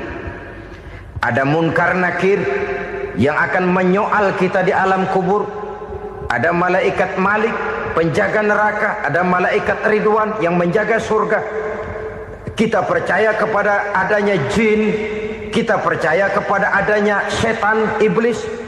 Percaya kepada adanya, bukan mempercayai si setan, si iblis lalu menjadikannya sebagai teman. Tidak.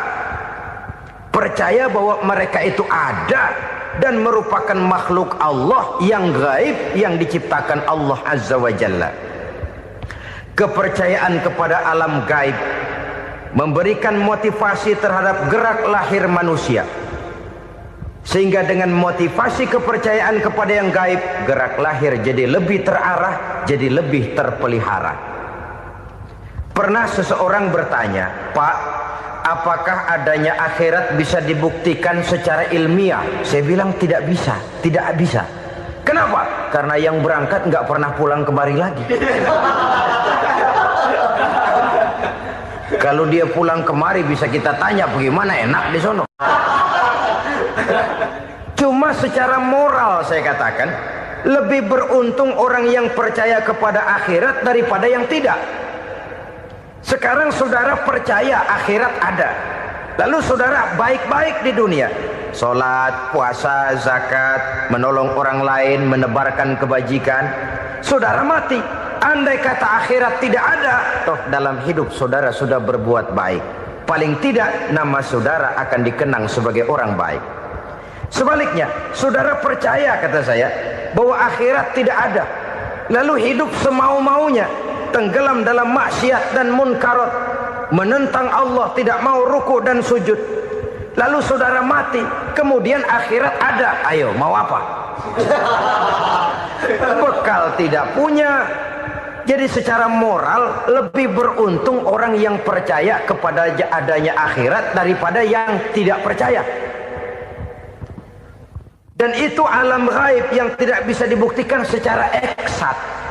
Jangankan untuk membuktikan seperti itu, dalam kehidupan sehari-hari saja yang kita rasakan tidak selalu berbentuk toh. Angin, bagaimana sih bentuknya angin? Kita tidak tahu. Amer Buktinya kalau dikerok merah. Yang merah itu kulit kita, bukan anginnya. Sakit, rasa sakit itu ada, tapi bagaimana bentuk sakit kita nggak pernah tahu.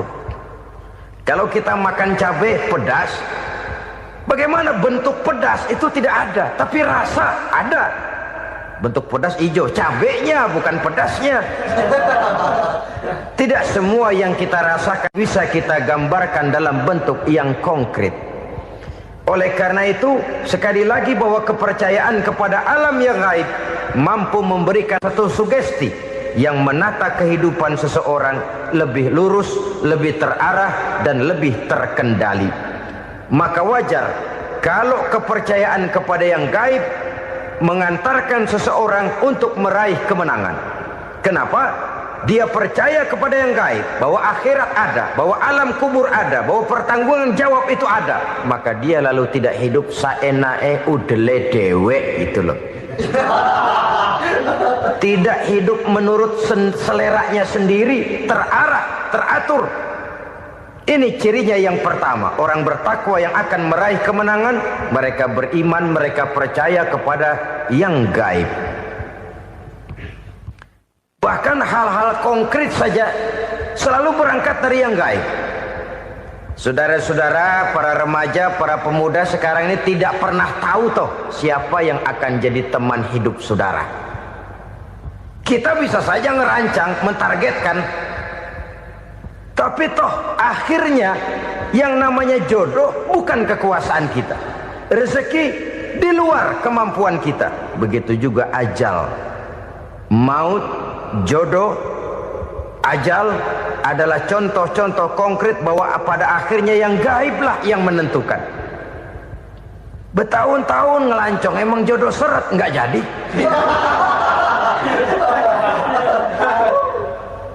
Begitu kenal baru setengah malam nginep ditangkap hansip kan. Hal-hal semacam itu kadang-kadang kita berpikir suuzon, gilet, perempuannya cakep banget, lakinya rebek amat. Memang begitulah jodohnya. Memang begitulah jodohnya. Saudara hadirin ma'asyiral muslimin yang saya hormati, jadi hal-hal yang konkret saja kita yakini sepenuhnya ditentukan oleh satu superpower yang gaib itu tadi. Dari sanalah segala ketentuan itu berangkat dan kesanalah segalanya akan kembali. Maka kepercayaan kepada yang gaib meluruskan gerak hidup seseorang dan itu akan mengantarkan dia kepada meraih kemenangan. Satu. Yang kedua, wa yuqimuna shalah. Orang bertakwa yang akan meraih kemenangan itu adalah orang-orang yang mendirikan sholat. Kenapa sholat mengantarkan orang untuk meraih kemenangan? Yang jelas, inna sholata tanha anil fahsya'i wal munkar. Sholat mampu mencegah manusia dari perbuatan keji dan munkar. Banyak filsafat hidup yang terkandung di dalam sholat ini. Sejak kita wudhu sampai kita menghadap ke arah kiblat, sampai kita melakukan gerak-gerak sholat, bacaan-bacaan yang ada di dalam sholat, lalu sampai kepada mengucapkan salam. Banyak filsafat hidup yang terkandung di dalam sholat. Umpamanya saja, setelah takbiratul ihram mulai kita dengan sholat dalam posisi berdiri, diajarkan dalam kitab-kitab fikih agar kita melihat ke arah tempat sujud. Ini kan filsafat kehidupan. Kalau kamu sholat dalam posisi berdiri, lihat tempat sujud. Jangan sholat mata jelalatan, sebab nanti bisa mengurangi kekhusyuan. Jadi wajar kalau yang dikatakan bahwa yang paling afdol adalah shaf yang di depan. Kenapa? Secara harfiah pengertiannya akan lebih mengundang kekhusyuan. Kenapa? Kalau kita di shaf paling depan di masjid umpamanya paling banter kita lihat tembok. Tapi kalau kita shaf di tengah atau di belakang, orang-orang di depan kita pun akan kelihatan. Yang bajunya loreng, yang bajunya genggang, yang bajunya macam-macam.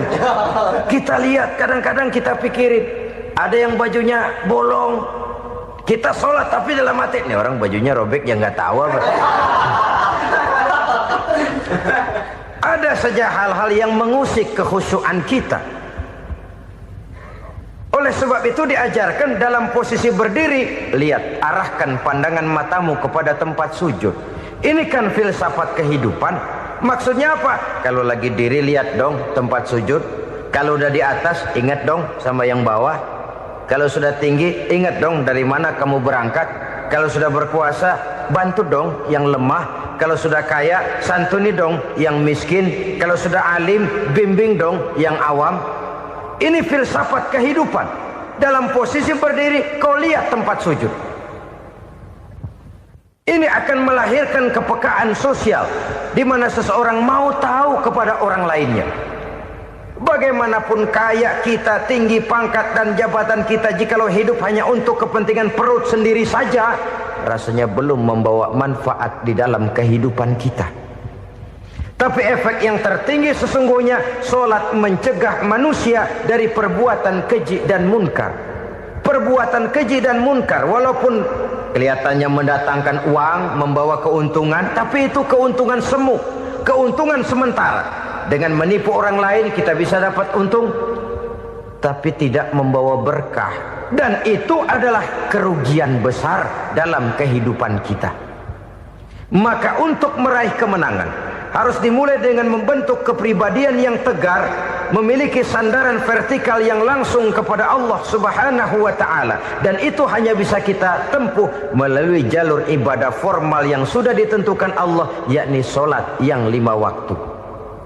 Untuk memperkuat itu, ada solat-solat sunnah, rawatib, nawafil, sebagai terminal-terminal kontrol cadangan untuk memelihara stabilitas temperatur batin di dalam kita berhubungan dengan zat yang maha gaib, yaitu Allah Subhanahu wa ta'ala. Orang sering bertanya, Pak, itu tetangga saya nggak sholat, duitnya nggak habis-habis, Pak. Nggak sholat tapi mobilnya tambah terus. Nggak sholat tapi usahanya makin maju. Tapi di sisi lain ada orang yang rajin sholat, rezekinya butak bener. Anaknya mana kurus, mana korengan. Saudara hadirin ma'asyiral muslimin rahimakumullah. Harus saya katakan bahwa solat memang bukan untuk cari duit. Solat adalah sandaran vertikal kita kepada Allah. Sedangkan soal rezeki itu berkaitan dengan sifat Allah Maha Pengasih dan Maha Penyayang. Allah Maha Pengasih, siapapun dikasih kalau mau usaha. Allah Maha Penyayang, tidak semua orang disayang oleh Allah Azza wa Jalla. Dan belum tentu banyak harta itu merupakan nikmat. Mungkin juga istidraj. Artinya istidraj itu dikasih tapi diambulin, kalau bahasa Betawinya itu. Dikasih tapi diambulin, itu bukan merupakan nikmat sesungguhnya, lebih merupakan azab dari Allah Subhanahu wa ta'ala.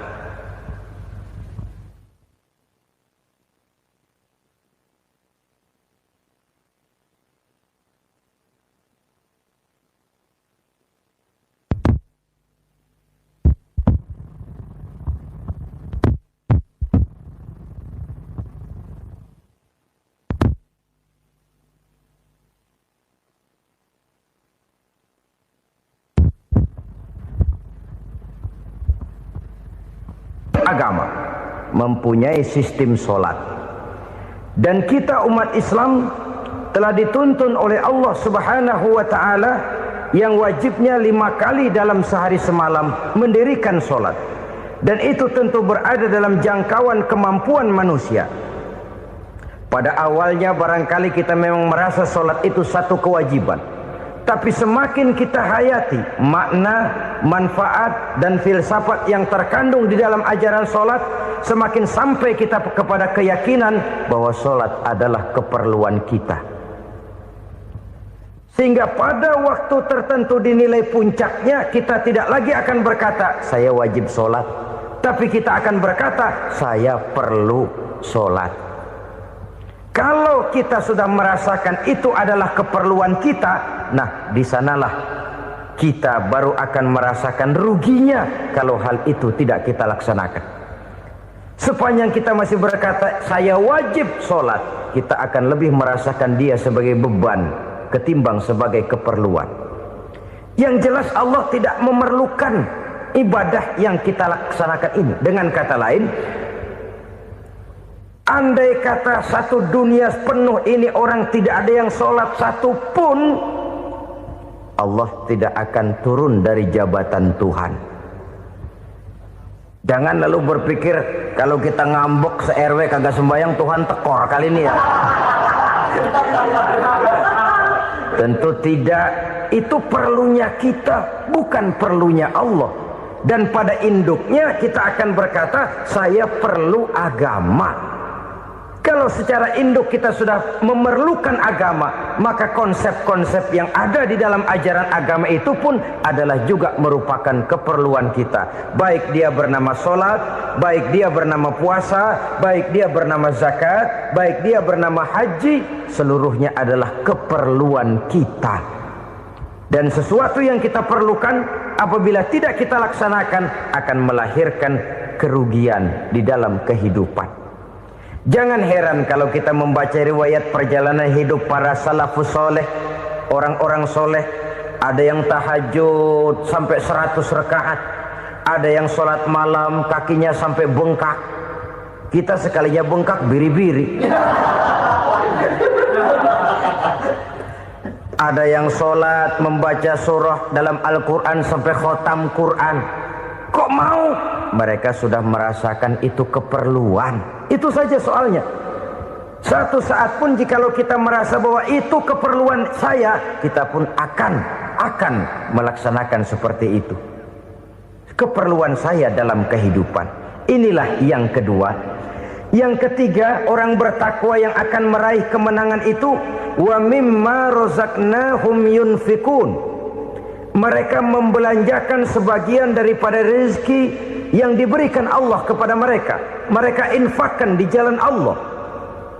Ada satu dialog menarik. Satu hari seorang anak muda bertemu dengan seorang kakek-kakek yang sudah dikenalnya baik. Bertanyalah anak muda ini, "Kek, umur kakek berapa tahun?" 15 tahun, kata si kakek. "Anak kakek berapa orang?" 1. "Harta kakek berapa banyak?" 15 juta. Si anak muda ini bengong. Lalu protes, "Kok kakek bohongin saya?" "Kenapa?" "Saya tahu umur kakek 70 tahun. Kenapa ngaku 15? Saya tahu anak kakek 5. Kenapa bilang 1? Saya tahu kakek miliuner, miliaran uang kakek. Kenapa ngaku cuma 15 juta? Begini, kata si kakek tadi. Benar, umur saya 70 tahun. Tapi dari umur yang 70 tahun itu baru 15 tahun terakhir ini saya merasakan ibadah kepada Allah. Meninggalkan maksiat, jauh dari segala macam munkarat. Maka yang 15 tahun inilah yang benar-benar saya rasakan sebagai umur saya.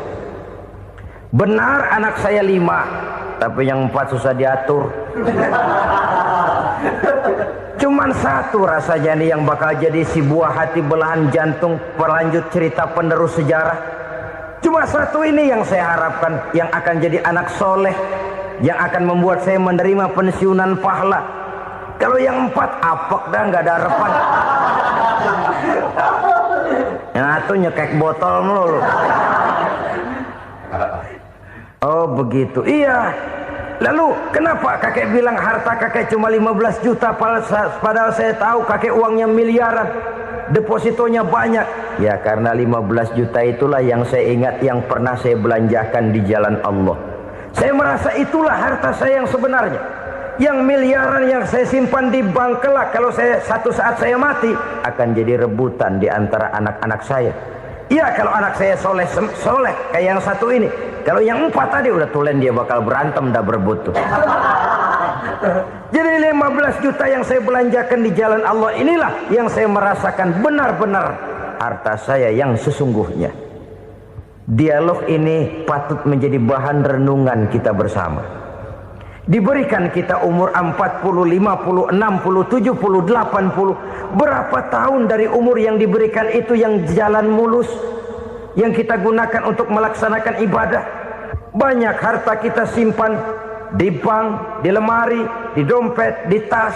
Tapi berapa yang sudah kita depositokan di jalan Allah yang akan menemani kita di hari kita kembali nanti? Maka orang bertakwa yang akan meraih kemenangan, wa mimma razaqnahum yunfikun, mereka membelanjakan sebagian dari rezeki yang diberikan Allah di jalan Allah Subhanahu wa ta'ala. Ma'asyiral muslimin rahimakumullah, zahirnya memang kita memberikan kepada orang lain, tapi hakikatnya kita menyimpan untuk diri kita sendiri. Kita memberikan kepada yatim piatu 25.000. Zahirnya kita memberikan si yatim, hakikatnya kan kita cuma nyimpan. Saya berikan, titip kepadamu, ini untuk saya di akhirat. Kau boleh belikan baju, kau boleh belikan untukmu makan, kau boleh bayarkan sekolahmu. Ini untuk saya. Hakikatnya kita nyumbang masjid 1 juta, zahirnya kita berikan kepada panitia masjid, tapi hakikatnya kan cuma titip 1 juta ya, untuk saya di alam kubur nanti. Silakan kau boleh belikan semen, ini uang, belikan besi, belikan pasir. Saya cuma sekedar titip untuk kepentingan saya. Hakikatnya kita cuma sekedar menitip.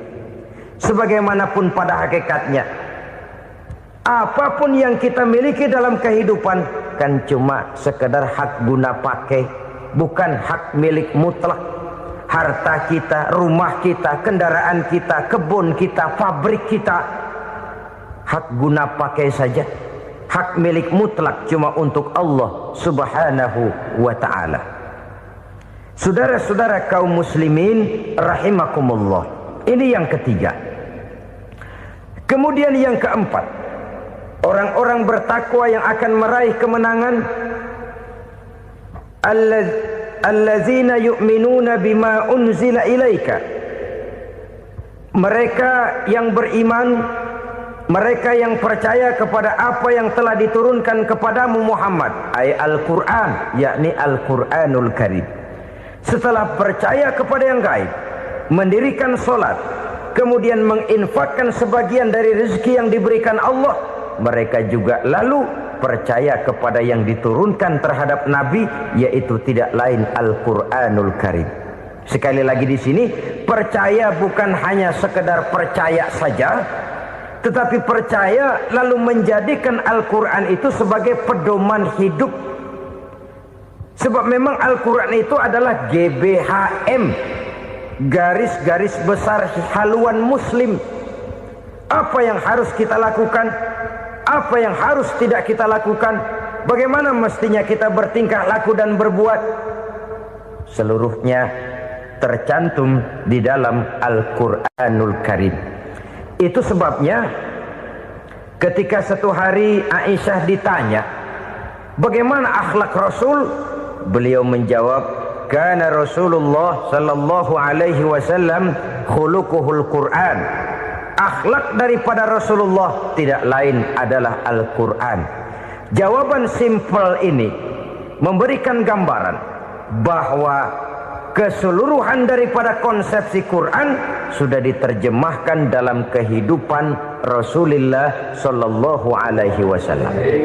Karena kita tahu akhlak adalah keseluruhan dari gerak hidup manusia. Sejak ia berpribadi, berumah tangga, bertetangga, bermasyarakat, sampai kepada berbangsa dan bernegara, Al-Quran tetap memberikan sentuhan nilainya.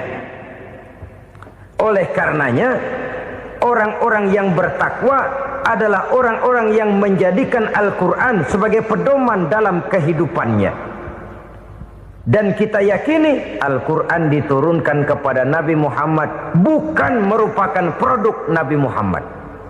Isi dan redaksinya langsung dari Allah Subhanahu wa ta'ala. Kemudian cirinya yang kelima, orang bertakwa yang akan meraih kemenangan itu, wa ma unzila min qablika. Tidak hanya sekedar percaya kepada yang diturunkan terhadap Nabi Muhammad, yaitu Al-Quran, mereka juga percaya kepada apa yang pernah diturunkan kepada para nabi, kepada para rasul sebelum Nabi Muhammad. percaya kepada adanya suhuf, percaya kepada adanya Taurat, percaya kepada adanya Injil, percaya bahwa Allah dahulunya sudah menurunkan Taurat kepada Musa, percaya bahwa Allah sudah menurunkan Injil kepada Isa, percaya Injil ada, Taurat ada, diturunkan Allah untuk Isa dan Musa, tetapi tidak wajib mengamalkannya karena kita sudah diberikan Al-Quranul Karim. Ini yang perlu saya garis bawahi.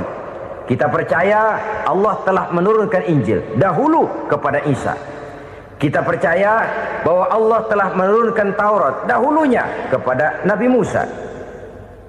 Kadang-kadang ini dijadikan dalih, dikacaukan pengertiannya.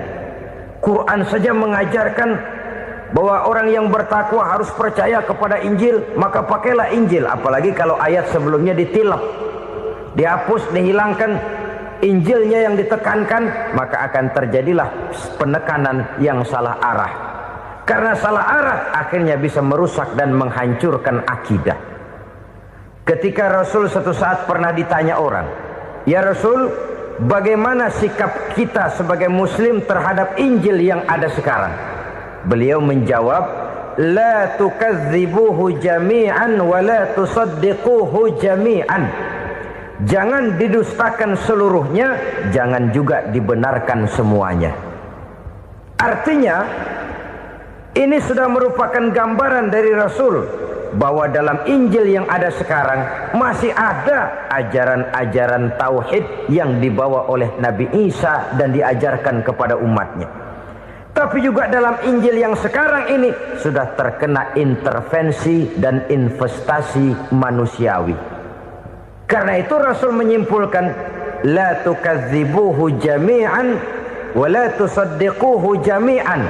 Jangan didustakan semua, jangan dibenarkan seluruhnya. Kita memang percaya Allah telah menurunkan Injil kepada Nabi Isa dulu, tapi kita tidak wajib mengamalkan Injil. Kita percaya Allah telah menurunkan Taurat kepada Nabi Musa, tapi kita tidak wajib mengamalkan kitab ajaran Taurat. Yang wajib kita percayai dan kita amalkan hanyalah Al-Quranul Karim.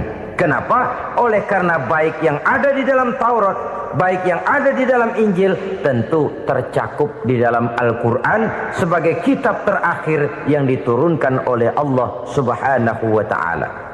Dan itu wajar. Kalau seorang pejabat mau mengeluarkan satu keputusan baru, tentu dia harus meninjau keputusan-keputusan lama. Andai kata dianggap tidak berlaku, dianggap tidak relevan lagi, maka keputusan-keputusan lama itu tentu sudah dianggap tidak berlaku. Sebagian daripada aturan-aturan dalam keputusan lama yang masih dianggap relevan tercantum dalam keputusan baru yang wajib diamalkan. Begitulah hubungannya antara Al-Quran, Taurat, Zabur, dan Injil. 4 kitab samawi yang diturunkan Allah masing-masing kepada Zabur untuk Nabi Daud, Taurat untuk Nabi Musa, dan Injil untuk Nabi Isa alaihi wassalatu wassalam. Ketiga-tiga kitab itu kita percayai adanya. Kita yakini Allah telah menurunkan Zabur, Taurat, dan Injil. Tapi kita tidak wajib mengamalkannya. Yang wajib kita mengamalkannya sekarang ini tidak lain hanyalah Al-Quranul Karim saja. Karena ia mencakup apa yang ada di dalam Zabur, apa yang ada di dalam Taurat, dan apa yang ada di dalam Injil. Keotentikannya bisa dipertanggungjawabkan. Ya, tapi kan Nabi Muhammad sudah mati 14 abad yang lalu, dan di zaman beliau Al-Quran kan belum dikodifikasikan, belum ditulis. Bagaimana keotentikannya bisa dipertanggungjawabkan? Mudah saja. Allah berjanji, "Inna nahnu nazzalna dzikra wa inna lahu lahafizun." Kami yang menurunkan Al-Quran dan kami yang akan menjaga dan memeliharanya. Allah turunkan Quran, Allah menjaganya. Bagaimana cara Allah menjaga Al-Quran itu? Banyaknya orang-orang yang hafaz Al-Quran. hafaz Al-Quran 30 juz, 114 surah, 6.666 ayat.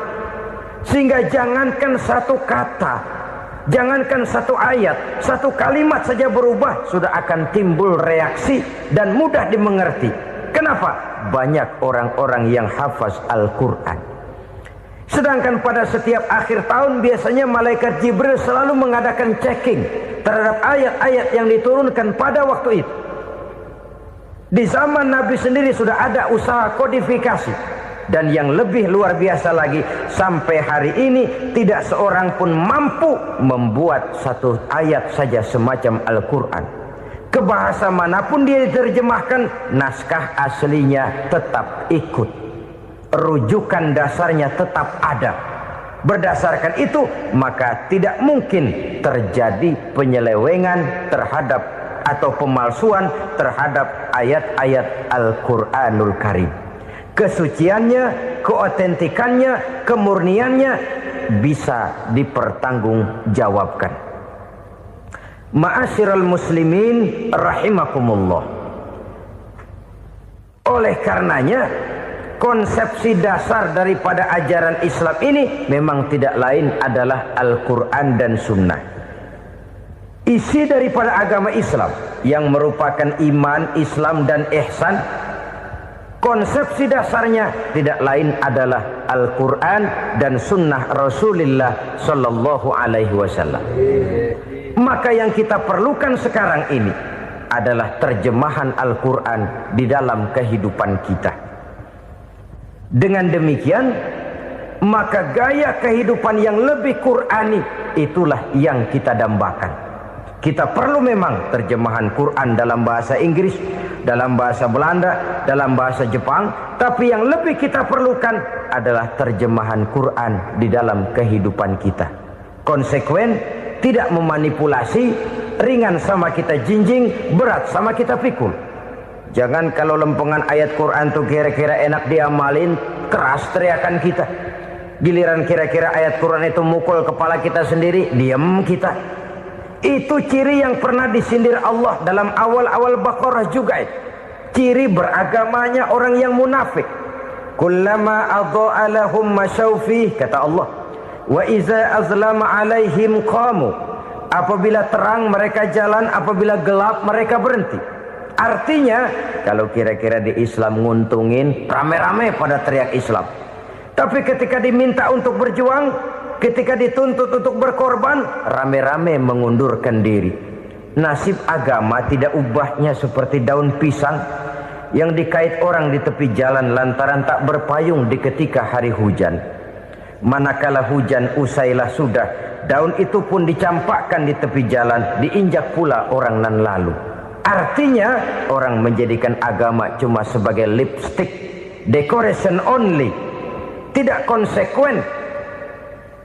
Hanya pada saat-saat kelihatannya Islam membawa keuntungan, rame-rame orang teriak-teriak tentang Islam. Tapi jikalau diminta berjuang, jikalau dituntut untuk berkorban, biasanya rame-rame juga mengundurkan diri. Jangan heran kalau mayoritas hitungan kita, tapi minoritas peranan kita. Kuantitas kita dalam jumlah, tapi dalam kualitas kita lebih sering jadi penonton daripada jadi pemain. Padahal itu sangat tidak boleh terjadi. Umat Islam di Indonesia harus bangkit. Umat Islam di Indonesia harus sadar akan keberadaannya. Tidak boleh hanya jadi penonton berpangku tangan. Karena memang agama kita juga mengajarkan untuk konsekuen di dalam menjabarkan ajaran-ajaran daripada agama kita. Kita sering jatuh menjadi umat yang lemah oleh karena kita ini tidak pandai menggalang kebersamaan yang diakibatkan tidak konsekuennya kita. Diistilahkan bahwa umat Islam di dalam menggalang kebersamaannya itu harus seperti orang main sepak bola. Saudara-saudara kan tahu orang main sepak bola itu. Orang main sepak bola, kalau pertandingan belum dimulai sih silakan saja kumpul di luar lapangan, atur strategi yang baik. Tapi kalau pertandingan sudah dimulai, turun ke lapangan hijau, jangan kumpul terus. Ada sepak bola gotong royong. mundur rame-rame, depan ke depan kumpul melulu mainnya. Kalah. Orang main sepak bola itu ya harus ada penyerang tengah, harus ada penjaga gawang, harus ada strikernya, harus ada kiri luarnya, kanan dalamnya yang jadi backnya. Posisi boleh bermacam-macam, tapi yang penting saling ngoper untuk menggolkan gawang lawan. Begitulah umat Islam ini. Boleh ada yang jadi pejabat, boleh ada yang jadi pengusaha, boleh ada yang jadi petani, silakan ada yang jadi seniman, ada yang jadi penyair, ada yang jadi artis sekalipun. Tapi kalau sudah berhasil menguasai bola, jangan lupa operannya. Operan itu yang langka. Kita ini muslim kadang-kadang kalau sudah memegang menguasai bola, kalau belum mau mampus, belum mau ngoper. Nanti kalau sudah nggak punya bola, baru mau ngoper. Kalau sudah dengar-dengar mau dekat pensiun, baru mau jihad, baru mau berjuang, baru mau ngurus pesantren. Tanda tangan sudah tidak laku, memo sudah tidak dihargai, baru mau berjuang. Kemarin kemana mas? Kita tidak pandai memanfaatkan posisi. Dengan kata lain, kalau kembali kepada persoalan kita, konsekuensi kita terhadap agama yang kita anut ini belum ideal. Kita masih lebih sering berislam ini pada saat-saat yang menurut perhitungan kita membawa keuntungan. Tapi kalau diminta berjuang, dituntut berkorban, yang itu pun hakikatnya adalah untuk kepentingan kita juga. Allah tidak pernah menuntut kita untuk jihad bagi kepentingan Allah, itu tidak. Berjuang menegakkan agama Allah, apakah untuk kepentingan Allah? Tidak. Untuk kepentingan kita. Sebab nilai-nilai jihad itu pada akhirnya akan membawa kita kepada suatu kebahagiaan. Setidaknya kalau tidak di dunia, tentu di akhirat sebagai syahid. Oleh karena itu, pada bagian akhir ini saya ingin mengajak, marilah kita konsekuen. Sekali kita berkitabkan Al-Quranul Karim, mari dia kita jadikan pedoman. Jangan cuma kita jadikan sebagai penghias dinding, pelengkap rumah, bahwa di rumah kita ada Al-Quran, tapi yang baca kecoa. Habis pada bolong tuh Quran. Yang penting kan punya Quran. Ditaruh di pintu rumah. Biar apa? Biar kuntilanak kagak masuk katanya. Ya apa itu nasib Quran? Cuma kerjanya jaga pintu, ngusir kuntilanak, ngusir memedi. Bagaimana kita hidup menurut tuntunan Al-Quran? Kadang-kadang tidak pernah menjadi masalah bagi kita. Maka bagaimanakah Al-Quran akan mungkin membawa keberkahan dalam hidup kalau ajarannya kita injak-injak dalam keseharian kita. Mewujudkan gaya hidup yang lebih Qurani, itulah yang akan kita rintis di dalam kehidupan kita. Bertahap, step by step, menurut kemampuan yang ada pada kita. Jika jalan ini tidak bisa kita selesaikan, percayalah akan ada generasi penerus yang akan melanjutkan usaha dan cita-cita mulia itu. Jadi percaya kepada Taurat, percaya kepada Injil, sekadar percaya Allah dahulunya sudah menurunkan itu, tapi kita tidak wajib mengamalkannya. Kenapa? Generasi Injil masa berlakunya sudah kedaluarsa. Taurat masa berlakunya sudah kedaluarsa. Injil pernah berlaku untuk orang Nasrani di zaman Nabi Isa. Taurat pernah berlaku untuk orang Yahudi di zaman Nabi Musa. Setelah generasinya berlalu, datang Rasul penutup yang membawa Al-Quranul Karim. Maka Al-Quran itulah yang berlaku menjadi pedoman sampai hari akhir nanti. Jangan jauh dari Al-Quran, karena apabila ini kita lakukan, maka kita akan kembali kepada satu gaya hidup yang jauh dari tuntunan agama, dan itu artinya kita akan semakin jauh untuk meraih kemenangan. Saudara-saudara kaum muslimin rahimakumullah. Yang keenam, yang terakhir, orang-orang bertakwa yang akan meraih kemenangan itu wabil akhirati hum yuqinun. Mereka percaya, mereka yakin seyakin-yakinnya akan adanya hari akhir, di mana seseorang akan mempertanggungjawabkan seluruh perbuatannya di dalam hidup ini. Dan tidak ada satu perbuatan yang bagaimana kecilnya sekalipun yang tersembunyi dalam pandangan manusia yang tidak akan dibukakan persoalannya di mahkamah Qadi Rabbul Jalil di akhirat nanti. Itulah sebabnya maka percaya kepada akhirat disebut secara khusus. Padahal di awal tadi sudah dijelaskan yu'minuna bil ghaib, percaya kepada alam gaib, dan alam gaib ini termasuk akhirat. Kenapa pada bagian akhir disebut lagi akhirat? Karena ternyata bahwa kepercayaan kepada adanya akhirat merupakan induk dari kepercayaan terhadap adanya malaikat, setan, jin, dan lain sebagainya, dan akan lebih memberikan sugesti dalam kehidupan manusia untuk meluruskan gerak hidupnya. Jikalau satu saat tergerak hati akan berbuat kejahatan, ingin mencuri, sadarlah, awas, ada akhirat. Sebab kalau kita cuma teriak, awas, ada polisi, itu cuma tertunda sementara. Begitu polisi meleng, embat. Kalau kita ingin berbuat jahat, cuma berteriak, awas, ada hansip, cuma sementara ketika hansip itu ada. Tapi kalau ceritanya, awas, ada akhirat. Mau menyeleweng, awas, ada akhirat. Mau berjudi, awas, ada akhirat. Mau mencuri, awas, ada akhirat. Keyakinan